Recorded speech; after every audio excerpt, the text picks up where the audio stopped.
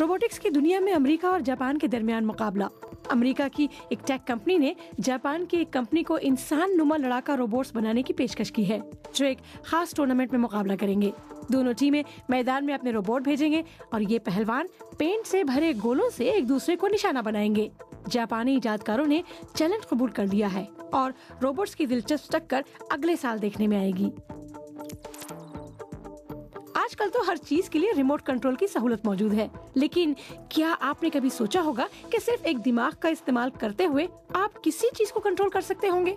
California institute of technology में साइंसदानों ने बिल्कुल ऐसी हैरत अंगेज टेक्नोलॉजी इजाद की है, जिससे लोग महज सोच की मदद से एक रोबोटिक बाजुओं में हरकत ला सकते हैं। इसके बनाने वालों का कहना है कि ये टेक्नोलॉजी मफलूज लोगों की मदद करने के लिए बनाई गई है। चलिए अब खिला की सैर पर चलते हैं। ये हैरत अंगेज मनाजिर मरीख के हैं, जिनको नासा के अपॉर्चुनिटी रोवर पर नस्ब कैमरे ने रिकॉर्ड किया है। रोवर को ये मनाजिर समेटने में 11 साल लगे हैं, जिसमें इसने 42 किलोमीटर का सफर तय किया है।